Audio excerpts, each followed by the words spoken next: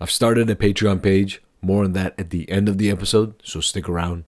True courage isn't just about facing death on the battlefield, because any fanatic could do that. It's about living honorably, even when life is at its hardest. According to Bushido, dying for an unworthy cause is a dog's death, while living righteously, despite challenges, defines real bravery. Bushido is a code so profound that it dictates not just how you fight in battle, but how you lived every moment of your life. Bushido, the way of the warrior, wasn't written down in manuals. It was breathed into every action and decision of the samurai, demanding unwavering consistency between their public and private lives.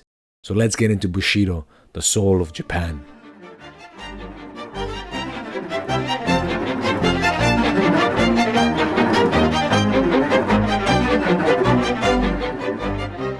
The Japanese word, which I've roughly rendered chivalry, is in the original more expressive than horsemanship. Bushido means, literally, military knight ways. The ways which fighting nobles should observe in their daily life as well as in their vocation. In a word, the precepts of knighthood, the noblesse oblige, the warrior class. Having thus given its literal significance, I may be allowed henceforth to use the word in the original. The use of the original term is also advisable for this reason, that a teaching so circumscribed and unique, engendering a cast of mind and character so peculiar, so local, must wear the badge of its singularity on its face. Then, some words have a national timbre so expressive of race characteristics that the best of translators can do them but scant justice. Not to say positive injustice and grievance. Who can improve by translation what the German Gemalt signifies? Or who does not feel the difference between the two words, verbally so closely allied as the English gentleman and the French gentilhomme? Bushido then is the code of moral principles which the knights were required or instructed to observe. It is not a written code. At best, it consists of a few maxims handed down from mouth to mouth or coming from the pen of some well-known warrior or savant. More frequently, it is a code unuttered and unwritten, possessing all the more the powerful sanction of veritable deed and of a law written on the fleshly tablets of the heart. It was founded not on the creation of one brain, however able, or on the life of a single personage, however renowned. It was an organic growth of decades and centuries of military career. That was an excerpt from Bushido's The Soul of Japan by Inazo Nitobe. The book that I'm holding in my hand is made in the traditional Chinese bookbinding technique, so it is made up of single sheets of paper printed only on one side and then folded in half, and with the printed pages on the outside. The book is blocked and then placed between two wood boards and then sewn together through a hole. So instead of all the other books that we've read, this book particularly is not held together by any glue, but rather these thick red threads going through the book. If you want to see what I'm talking about, just look up Chinese bookbinding techniques Ming Dynasty and there should be pictures that pop up. Now, who is Inazo Nitobe? Inazo Nitobe was born in 1862, died in 1933. He was a professor at Kyoto Imperial University and Sapporo Agricultural College. He attended the Versailles Peace Conference in 1918 and was the undersecretary of the newly formed League of Nations. This book, Bushido, became a bestseller after the Russo-Japanese War of 1904 and 5. This was when Japan defeated Russia and then marked the first time in modern history an Asian nation defeated a European nation and sealed Japan as a military powerhouse. This book was first published in 1899, and he wrote this book after a conversation with his friend M. de Lavelley. When de Lavelley learned about Japanese ethics and the culture from his friend Nitobe, he was shocked to learn that the Japanese moral ethics derived from its culture versus a religion. So Nitobe quotes his friend saying, "Do you mean to say that you have no religious instruction in your schools?" And then Lavelley goes on to ask how Japanese people imparted moral education to their young. Nitobe writes in the preface, "All through the discourse, I have tried to illustrate whatever points I have made with parallel examples from European history and literature, believing that these will aid in bringing the subject nearer to the comparison of foreign readers." In the book, Nitobe breaks down Bushido ethical system into 11 parts: justice, courage, benevolence, politeness, truthfulness, honor, duty of loyalty, On the aspect of loyalty, he recounts a tragic story of a family sacrificing their son to protect their lord. We'll get there. Training of samurai, self-control, seppuku, the sword, or rather the craftsmanship around the sword. If you know much about the Japanese, you know that even to this day, they are considered some of the best craftsmen in the world. They also have the oldest companies in the world. So the question that Inazo Nitobe's friend is asking of how Japanese culture gets their ethical system is still a great question, and the answer that Inazo Nitobe provides is insightful and crucial. So what is Bushido? To quote Nitobe, Bushido then is the code of moral principles which the samurai were acquired or instructed to observe. It is not a written code. At best, it consists of a few maxims handed down from mouth to mouth or coming from the pen of some well-known warrior or savant. Bushido literally means military knight ways. And as he writes, the ways which fighting nobles should observe in their daily life as well as in their vocation. In a word, the precepts of knighthood. Straight off the bat, it's very clear that Bushido is infused into every aspect of life. This meant no compartmentalization of life. You couldn't be both truthful at home but dishonest at work, or benevolent to strangers but evil to your family. You had to be completely consistent in what you did and how you acted. This was Bushido. A samurai had to be consistent in all of his actions. Otherwise, it was dishonorable and he became unworthy to be called a samurai. Japan is historically animistic, and Bushido is heavily influenced by Shinto theology, which is animistic religion that develops in Japan. So in Shinto theology, there is no real place for what in the West we call original sin. And Nitobe says, on the contrary, it believes in the innate goodness and godlike purity of the human soul, adoring it as the adytum from which divine oracles are proclaimed. For this reason, Shinto shrines are empty and only have a plain mirror hanging in the sanctuary. You can look this up. This is because the mirror represents, or is supposed to represent, the human heart, in that when it is still, it reflects the divine within. Like when you witness a totally still lake and it reflects everything around it, the mirror is supposed to be doing the same thing to its worshipper in the temple. So Nitobe says, when you stand therefore in front of the shrine to worship, you see your own image reflected on its shining surface, and the act of worship is tantamount to the old Delphic injunction, know thyself. Knowledge was to be of a moral kind, the introspection of our moral nature. Already you can see that within Japanese culture, it is stitched into the fabric that knowledge was supposed to be of a moral kind. Any knowledge that you acquire had to be implemented in your life. And this becomes extremely important within Bushido. When I was reading this particular passage, I was chuckling because it gets difficult to not see the commonality among all the greatest and wisest works in human history. And we've done 30 so far. It is almost as if the wisest minds and the greatest minds, when they get to that stage, come one mind across space-time somehow. Because the consistency of wisdom across ages is just incredible. And Shintoism is believed to have begun 500 BC, and ancient Greece and ancient Japan exist separately from each other. But somehow, both of these cultures derived at this principle of knowing yourself as the means to knowing the source of reality. It's really quite beautiful that all of these wisdom literatures and works converge ultimately. Now, though Shinto practices were instrumental, Confucius and Mencius were crucial to Japan. Confucius and Mencius were two Chinese philosophers, Confucius being the founder of Confucianism and Mencius being the philosopher who comes after Confucius and takes Confucius' teaching further.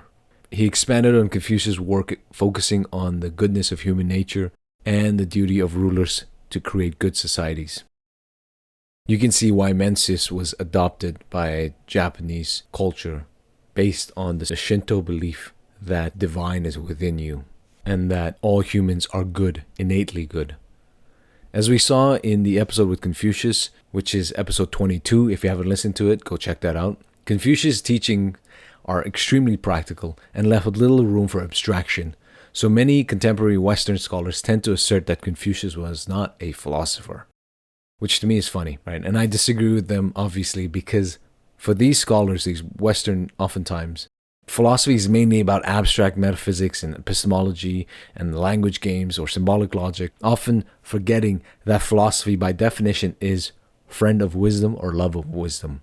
You can't have wisdom or love wisdom or be a friend of wisdom if your head is stuck in the clouds talking abstractly about ethics and A and B theories of time, the nature of humanity, but never really engaging with the world and never integrating these notions into your life. I have a book, Philosophy is a Way of Life by Pierre Hadot, who was a French philosopher. Hadot argues that to be a philosopher means to live in a particular way, whether like the Stoics or the Epicureans, a philosopher lived a life transformed by his philosophy. And Hadot argued that modern-day philosophers have made philosophy into an institution, focusing on only training future professors and on intellectual abstract pursuits, rather than, quote, spiritual exercises, which transform the individual who is aiming to gain wisdom. Hadot doesn't downplay the intellectual pursuit, only that the intellectual pursuits should be aimed towards gaining wisdom, and if it does not do this, right, if your life is not somehow transformed by the philosophy that you are learning, that you are engaging in, then you're really not doing philosophy. It's a great book. I have it on my list of books to reread and study for this podcast, so keep an eye out for that episode in the future. Returning to Bushido. Within this way of life, the samurais despise people who merely collected knowledge and information, which in our world we have too many of, and we often call them intellectuals. And I'm quoting Nitobe here, quote, "A common proverb ridicules one who has only an intellectual knowledge of Confucius, as a man ever studious but ignorant of the analect. A typical samurai calls the literary savant a book-smelling suit. Another compares learning to an ill-smelling vegetable that must be boiled and boiled before it is fit for use," unquote. Similar to the desert hermits from episode 29, when they say that an idea left in your heart without action is like clothes left inside a trunk that rots. Right? The samurais only respected those who integrated the knowledge into their lives such that it showed in their character. And I'm quoting here, "An intellectual specialist was considered a machine. Intellect itself was considered subordinate to ethical emotions." This is a stark contrast to how we are trained to believe in our contemporary day. We praise the white-collar worker who works his whole career looking at screens and studying spreadsheets, but lives a life of debauchery. We praise him because he has made it in the world, but we often look down upon the mechanic who spends his time fixing machines and learning the intricacies of the machines and how it works. But he goes home to his quiet house, to his family, but we look down on him because he is not prestigious. Whereas, between the white-collar worker and the mechanic, the samurai would have paid respect to the mechanic every single time because the mechanic is doing work with his hands and with his mind. His mind and his body are harmonized, and this reflected in his whole life. He did not compartmentalize it. Whereas the white-collar lives a life of compartmentalization, and this to the samurai is despicable. Now, the caveat here is, I'm not saying all white-collar workers are like this, and I'm not saying all mechanics are like this. The point is that in our day and age, we have flipped what for the samurai would have been the other way around. As Nitobe writes, Bushido made light of knowledge as such. It was not pursued as an end in itself, but as a means to the attainment of wisdom. Hence, he who stopped short of this end was regarded no higher than a convenient machine, which could turn out poems and maxims at biddings. Thus, knowledge was conceived as identical with its practical application in life, and this Socratic doctrine found its greatest exponent in the Chinese philosopher Wen Mangyin, who never wearies in repeating, "To know and to act are one and the same." This is why I'm doing this podcast. It is to help you to get to this point where to know and to act become one in you, that you're able to live a life of unity and of harmony. Knowledge without wisdom is a rotten vegetable, as the samurai says. One of the most important virtues within the Bushi is righteousness or rectitude. And I quote, "Rectitude is the power of deciding upon a certain course of conduct in accordance with reason, without wavering, to die when it is right to die, to strike when it is right to strike." This concept of doing things in accordance to what is right without wavering should sound familiar to you and I because it's straight from Confucius. For Confucius, the purpose of life is to attain to a state where what your heart and your mind desires are no longer opposed to the way, to the truth, to nature, which means that you live a life of conviction without wavering, so you can die when it is right to die and you can strike when it is right to strike. And Nitobe goes on to say, righteousness, according to Mencius, is a straight and narrow path which a man ought to take to regain the lost paradise. It reminded me of something Jesus said, and I'm quoting here, enter through the narrow gate, for wide is the gate and broad is the road that leads to destruction, and many enter through it. But small is the gate and narrow the road that leads to life, and only a few find it. So you can see the similarity here, right? With Mencius, it is righteousness is a straight and narrow path which a man ought to take to regain the lost paradise. The right path, even if it's difficult to traverse, you must still do it because it is right. Right? This is precisely why the path is narrow and unpaved, because only a few ever walk it. But the road to destruction is broad and the gate is wide because many people are willing to take that because it's much easier. And this concept of righteousness becomes crucial when it comes to seppuku, which is the self-disembowelment the samurais are well known for, and we'll get to that soon. For the Bushido, the samurai, courage was not seen as worthy to be counted as a virtue, because if you acted virtuously without any righteousness, then you were a fool and you were a fanatic. But if you acted courageously and the cause was right, then that courage is counted as a virtue. So Nitobe quotes Prince Mito, to rush into the thick of battle and to be slain in it is easy enough, and the merest churl is equal to the task. But it is true courage to live when it is right to live, and to die only when it is right to die. What he means here is, it's easy to feign courage by dying to be seen as a hero, because any crazy person, anyone who is high on emotion could do this, could rush into the thick of battle and be slain. True courage, however, is to live when it is right to live, even though the path is marred with challenges. Right? To persist through the darkness is courage. And this is precisely why, for the samurais, death for a cause unworthy of dying for was called a dog's death. And this included performing seppuku, when the seppuku was an escape from adversity. There's also a quote from Confucius in here that reads, perceiving what is right and doing it not argues lack of courage. And Japanese nursery tales are filled with stories of courage. But they go beyond that, right? They go beyond the nursery to spur their children to actually do activities that ennobled these virtues. It reminded me of the Spartans here. So what they would do, for example, is make them walk barefoot in the winter to deliver something to their neighbor or to deliver something to a different village. Right? They would deprive them of food, these children of food, so that they could learn self-control, learn to master their desires. They would make the children wake up early, and they also made their children attend execution so they could see death. And there's another quote by Masamune which reads, rectitude carried to excess hardens into stiffness, benevolence indulged beyond measure sinks into weakness. Bushi no saki, the tenderness of a warrior. Finding this balance was the ultimate goal. Too much justice becomes harsh, too much mercy turns into weakness. Even the best of the samurais were filled with mercy because this, to them, was true virtue. So there's a famous story of a Japanese priest riding backwards on a cow. And the story goes like this. The rider, who's a priest, was once a warrior, and he was feared for his swordsmanship, and he terrified his enemies.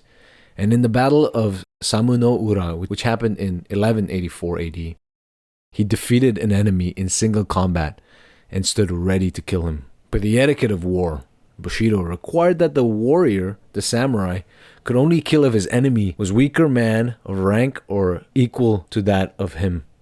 But in this case, this enemy of his refused to surrender his name, so the samurai could know whether he should slay his enemy or not.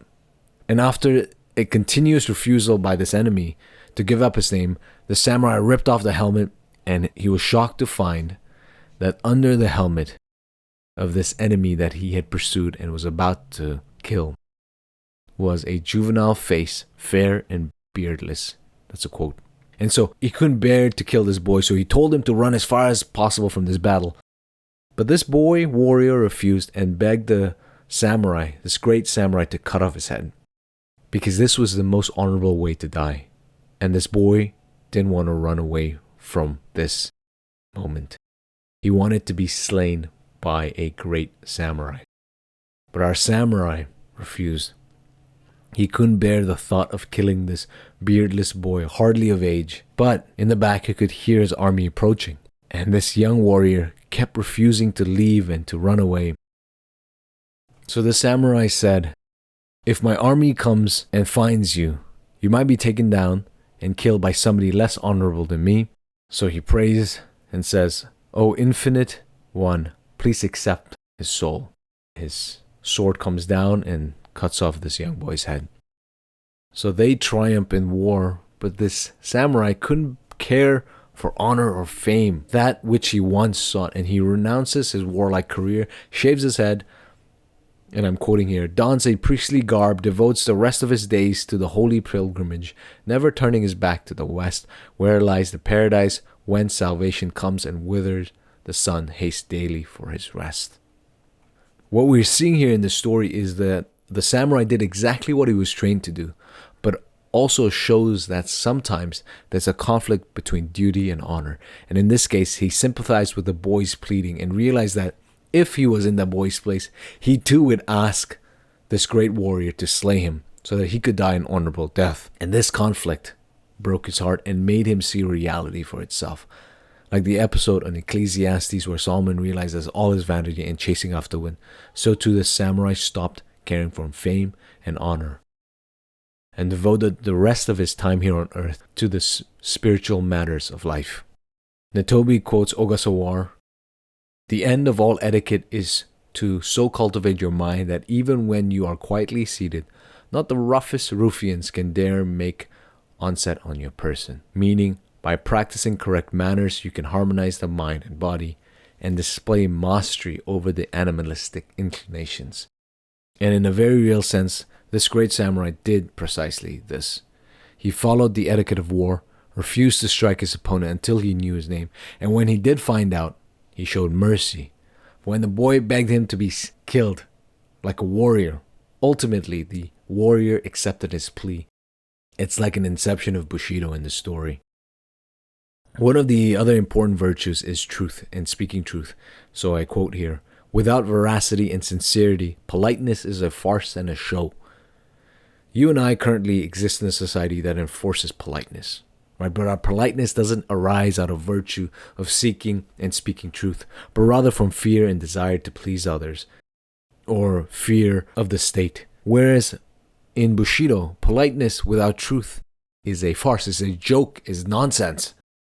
Nitobe quotes a proverb here, "To thyself be faithful, if in thy heart thou strayest not from truth, without prayer of thine, the gods will keep thee whole."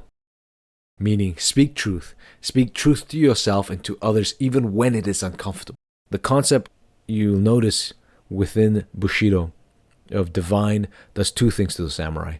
It makes him see that the other, even his enemy, has the divine in him, so you must treat him with respect even in war, to the very last minute, as we just saw with the samurai story who becomes a priest. Two, he sees that his actions are salvific in a way. This Bushido proverb, "To thyself be faithful, if in thy heart thou strayest not from truth, without prayer of thine, the gods will keep thee whole," reminds me of a quote from the Apostle Paul in the book of Philippians, when he says, "So then, my friends, just as you have always obeyed, not as in my presence only, but now much more in my absence, work out your own salvation with fear and trembling, for it is God who is at work in you, both to desire and to work for his good purpose." And so for the Bushi, their virtues, them speaking truth, them being righteous, them being benevolent, all of these were a means of working out their salvation. And by salvation here, I don't mean in the eschatology sense where you're going to heaven or hell. Salvation here, I mean specifically about refining your spirit, refining your character, and getting to a point where you are no longer harming yourself and others. where what your heart and your mind desires are not opposed to what is good, what is true, and what is beautiful. On this point, I'm quoting Nitobe. He talks about lying. Quote, lying or equivocation were deemed equally cowardly. The Bushi held that his high social position demanded a loftier standard of veracity than that of the tradesman and peasant. Bushi no Ichigon, the word of a samurai, was sufficient guarantee of the truthfulness of an assertion. Their word was their bond. You could never go back on your word.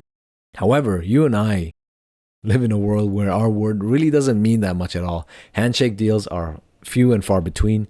You are made to sign NDAs when joining companies or looking at companies' pitch decks if you're wanting to invest. This is because we simply don't trust each other's words anymore, which is very sad. You could say, for example, in a trivial way, hey, let's meet up tomorrow. But when tomorrow comes around, you might feel lazy, you might feel a bit tired. So you text your friend saying, look, I'm tired, let's reschedule. And perhaps this is because of our easy access to people through smartphones that it has disintegrated our trust with each other. Whereas, say, in the past, where you didn't have smartphones, where you didn't have, easy access to your phone, you couldn't simply call them. If you said, let's meet up on Thursday and today's Monday, and you're not going to see your friend till Thursday, you didn't really have an opportunity to go back on your word. Even if you were tired on Thursday, you showed up. There's no way to go back on your word. And so, similarly, whereas for the Bushi, their word was their bond. Bushi no Ichigon, the word of a samurai. If you start implementing this in your life, it automatically makes you think twice about what you say. Think twice about the promises that you make, the commitments that you take upon yourself, which is really a good thing because we're so nonchalant about how we act and say things. And related to this, Nitobe writes, of all the great occupations of life, none was farther removed from the profession of arms than commerce. The merchant was placed lowest in the category of vocations, the knight, the tiller of the soil, the mechanic, and the merchant. And you can understand why the merchant was placed at the lowest of vocations, because they were almost opposed to the way of the Bushi. Their word was not necessarily their bond as it was for the samurai. Right? A merchant was willing to go back on his word to get a better deal, to make more money. And this resulted when the country Japan opened up for foreign trade, that it was only the most unscrupulous who went to the ports, while the respectable houses and families declined for quite a long time, even at the request of authorities to have branch houses at the port. What's even sadder is that when the samurai families, right, and some of these respectable houses did decide to go to the port and do commerce and to do trade, they attempted to apply Bushido ethics to business. But this resulted in complete failure on their part of those trying to maintain a Bushido code of ethics when doing business. And the question as I was reading this that came up was, what does this say about the foreigners who were doing business in Japan at this time and their code of ethics, and also the non-Bushido merchants, which obviously seems to have thrived when the international ports opened. What is interesting is that the Book of Five Rings by Miyamoto Musashi, which is episode 12, is on the shelf of every Japanese business executive in modern day. Musashi, in that book, mainly focuses on strategy of single combat, right to strike when your opponent's not looking. Musashi was a ronin, not a samurai. A ronin is somebody without a lord. A samurai is somebody who has a lord.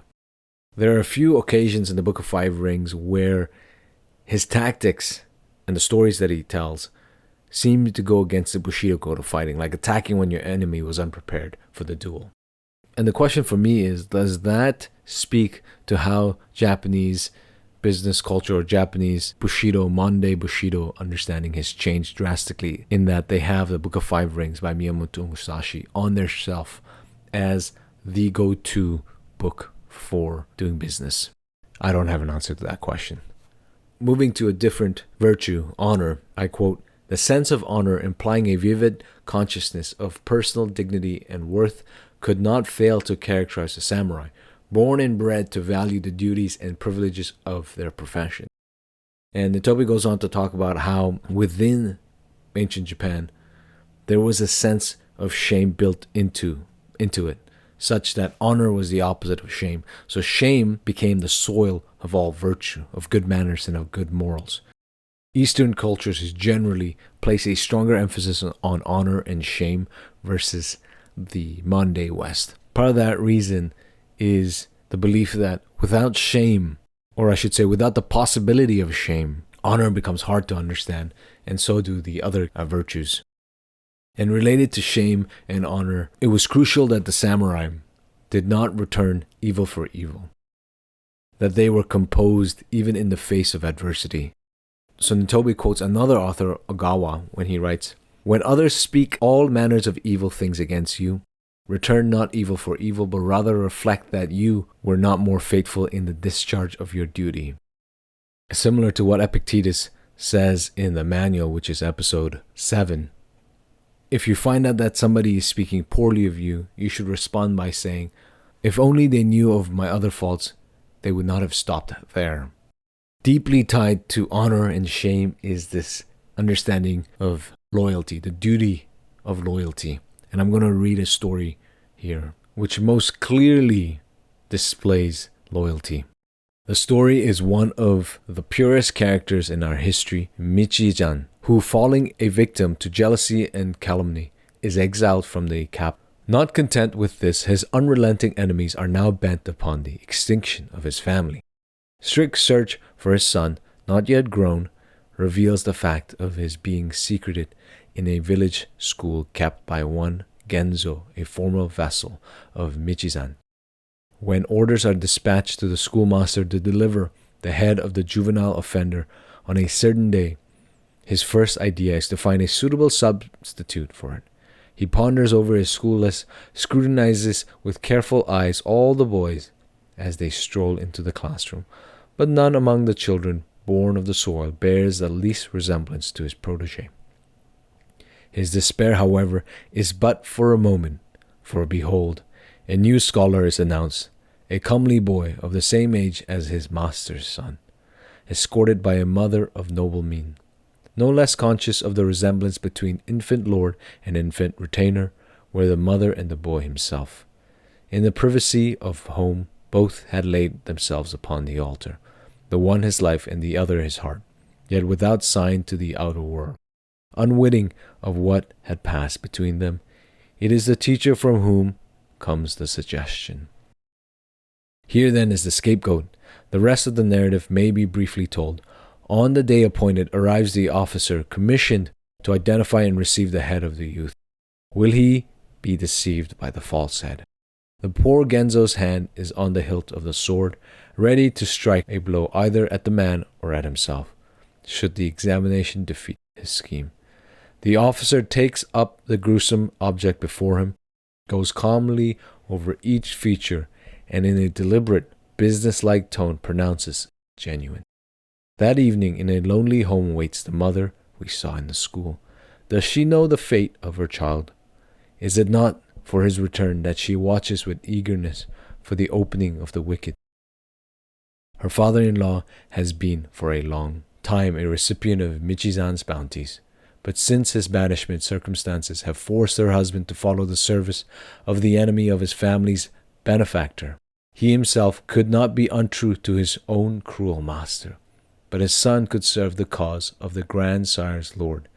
As one acquainted with the exile's family, it was he who had been entrusted with the task of identifying the boy's head.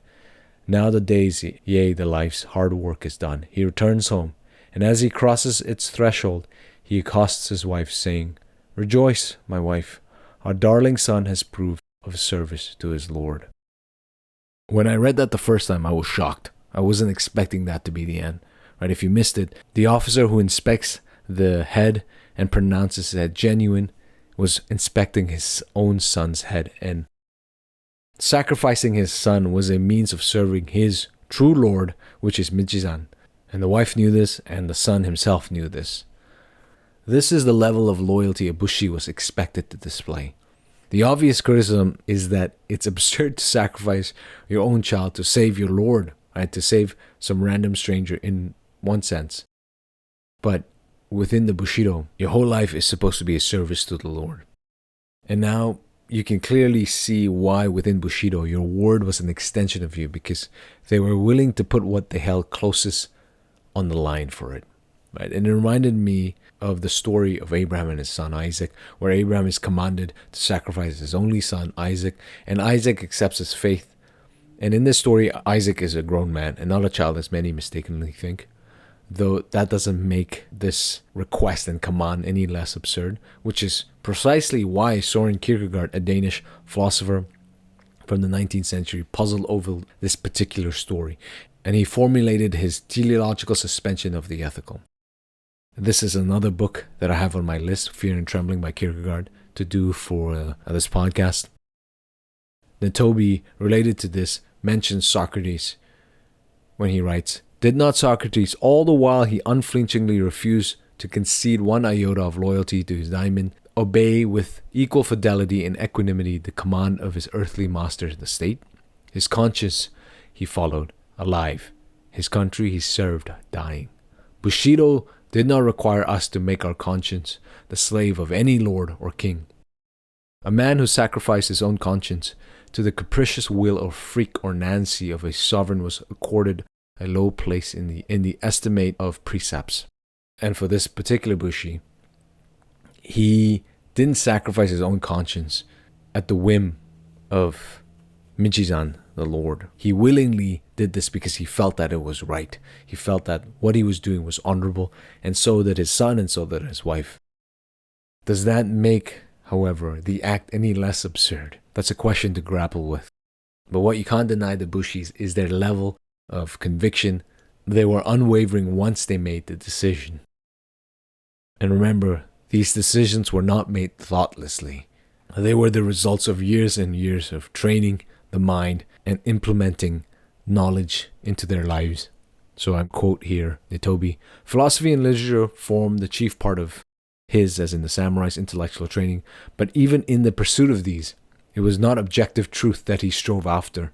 Literature was pursued mainly as a pastime and philosophy as a practical aid in the formation of character, if not for the exposition of some military and political problem.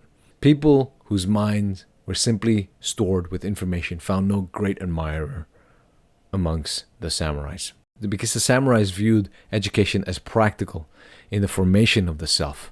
Right? If the education didn't better the man or the woman, it was no education at all. Whereas in our current day and age, we view education as a means of making more money, getting a job, or learning a particular skill. Very rare do people think of education as something for the soul. And this is why often people, once they finish college or university, will never read again, even if the books or the literature that they read would have aided them in the formation of their character.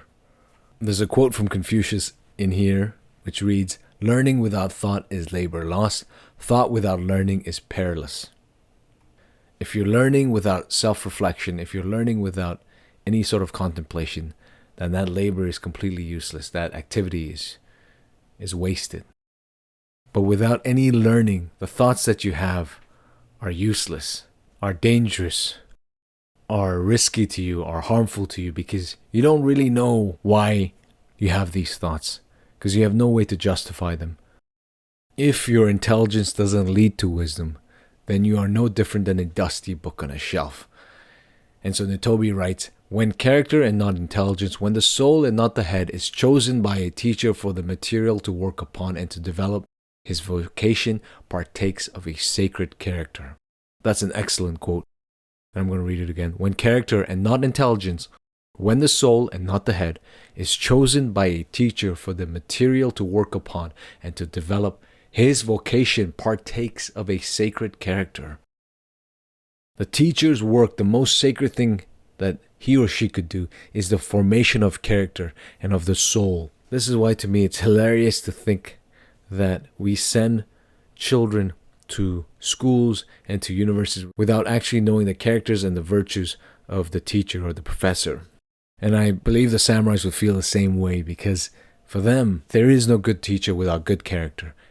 And a teacher of good character and is always better than a good teacher with bad character, because someone with good character understands that the most important thing for a human being, for a child, for a young person, is the development of their own character and their own souls, such that when they grow up and when they become adult and when they start acting in the world and when they start interacting with the world through commerce, through relationships, they can be good humans, they can be good examples, filled with virtues and filled with honor.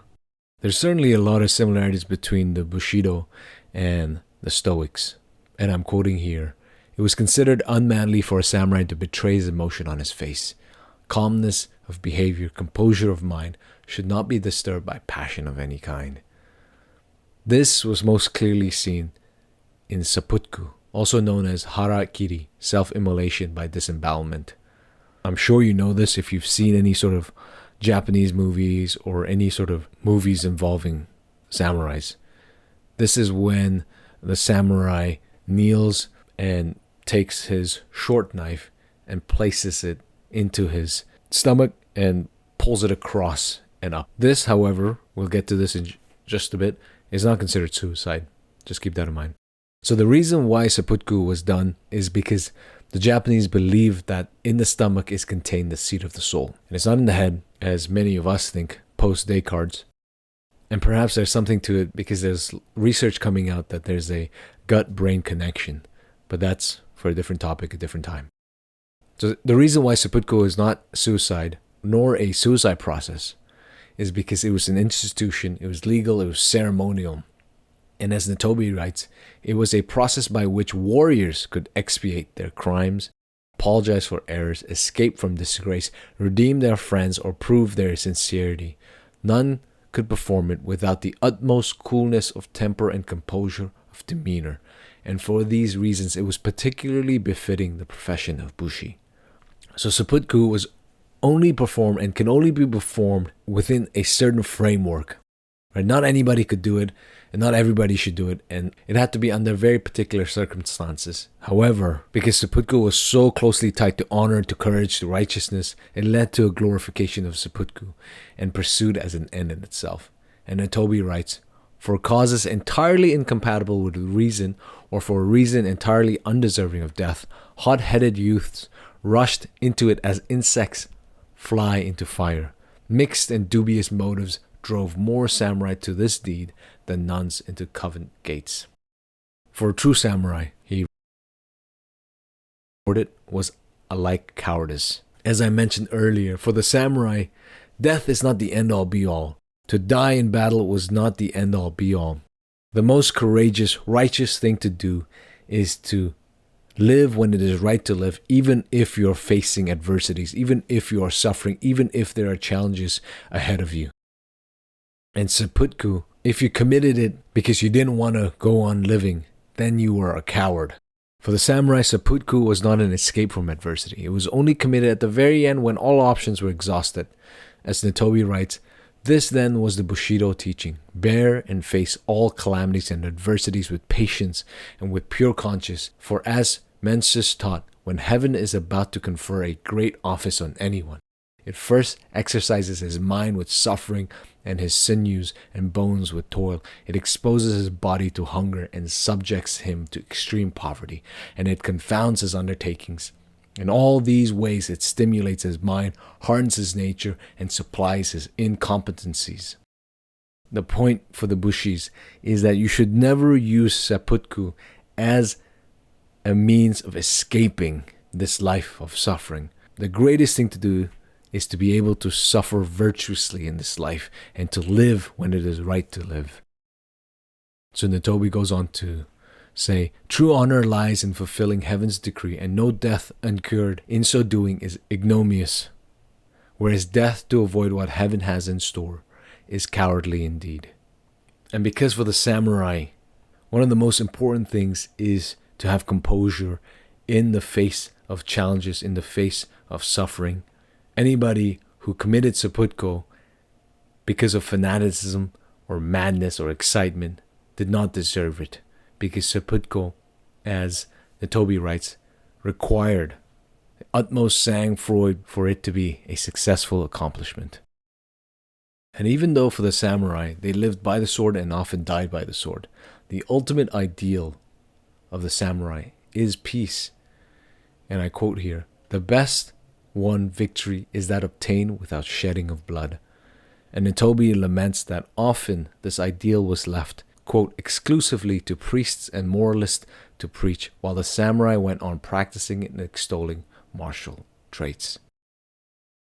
The challenge for this week is to integrate moral consistency across your life, right? Aim to live a life where all your actions and your values are consistent across all areas. Practice honesty, benevolence, righteousness, both personally and professionally. And most importantly, avoid compartmentalizing your values. I can't stress that enough. The second is pursue practical wisdom. Engage with learning not just for the intellectual growth, but for the practical application in your life. Reflect on how your knowledge can improve your character and guide your behavior, rather than simply being a machine and accumulating information. And the challenges that I do at the end of every episode is to help you do this precisely. The last challenge is one that I don't think I've mentioned before, but it's composure. And it's to work on maintaining calmness and composure, especially when times are challenging, when your situation is difficult. Be patient, be clear-minded, and do not let your emotions get the better hold of you.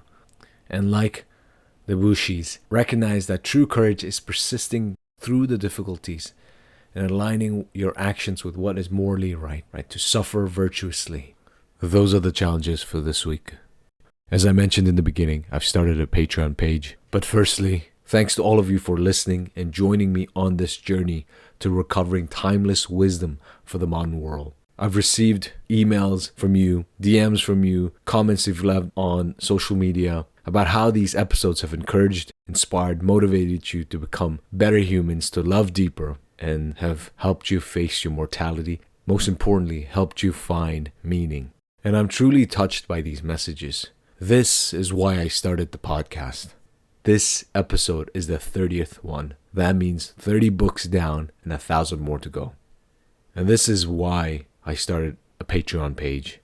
One, some of you have pledged to support this work on other platforms like Substack, and others have asked how they can support me. And two, I wanted to keep this podcast ad-free. And so I launched Patreon to make things easier. Patreon, for those who don't know, is a platform where you can support your favorite creator like podcast hosts, artists, and writers through monthly subscriptions. By joining, you gain access to exclusive contents and rewards that the general public don't have access to. Think of it like being part of a members-only club that helps keep the content you love going strong.